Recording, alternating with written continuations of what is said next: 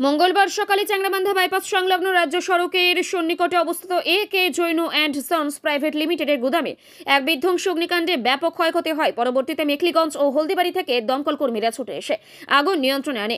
বুধবার সেই ঘটনাস্থল সশরীরে পরিদর্শন করলেন এলাকার বিধায়ক পরেশচন্দ্র অধিকারী। এদিন বিধায়ক ঘটনাস্থলে উপস্থিত হয়ে প্রাণ প্রোডাক্টস চ্যাংড়াবান্ধার C&F সঞ্জয় চৌরাসিয়ার সঙ্গে কথা বলেন। বিধায়ক জানান, বিষয়টি সম্পর্কে একটি পূর্ণাঙ্গ রিপোর্ট তিনি মুখ্যমন্ত্রীর কাছে পাঠাবেন। এদিন ঘটনাস্থল পরিদর্শন করে সীমা সমাচারকে কি বললেন স্থানীয় বিধায়ক পরেশচন্দ্র অধিকারী, আসুন শুনে নেওয়া যাক। কাকু, এই যে চ্যাংড়াবান্ধা এ.কে জেনের গুদামে কালকে আগুন লাগছে ভয়াবহ, আজকে আপনি ভিজিট করতে আসছেন, এ সম্বন্ধে কিছু বলবেন আপনাদেরকে?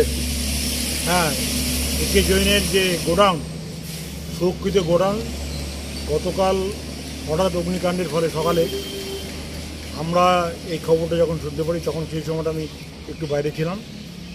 পরে এসে যখন খবরটা নিই, বাইরের থেকে খবরটা নিয়ে যাই, আজকে গোডাউনটা ভিজিট করি, তাতে দেখা যায় যে লক্ষ লক্ষ মাল তাদের গোডাউনের ওয়াল ভেঙে তাদেরকে বের করতে হয়েছে যাতে আগুনটা তাড়াতাড়ি নেবে।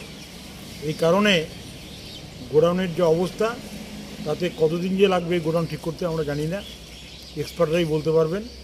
এবং আমরা আশা করছি যে প্রশাসনের পক্ষ থেকে একটা ভিজিট হওয়া দরকার, যে যাতে এই গোডাউনের কী কারণে এই গোডাউনের এখানে আগুনটা ধরলো সেটাও এরা বলছে শর্ট সার্কিট থেকে, সেটা জানতে হবে এবং বুঝতে হবে ফায়ার ব্রিগেড থেকে এই বিষয়টা কী।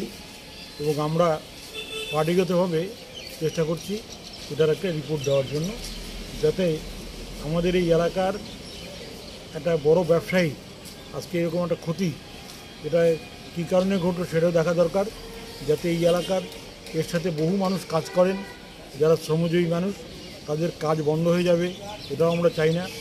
দ্রুত যাতে তারাও কাজ পায় তার জন্য আমরা চেষ্টা করব তাদের বিষয়টা নিয়ে আলোচনা করার জন্য। আবার সঞ্জয় বসুর কথা কি বুঝতে পারেন? সঞ্জয় বসুর সাথে কথা বলে যেটা বুঝতে পারলাম, ওরাও এখনও স্তম্ভিত গতকালের ঘটনার পর থেকে, এবং কী কারণে এই এত বড় ঘটনা ঘটলো তারাও চিন্তা করছেন। এবং তারা চিন্তা করছেন যে দ্রুত মালিকপক্ষ এসে আগামীতে কীভাবে কাজটা আরও করা যায় তার ব্যবস্থা করা করবে।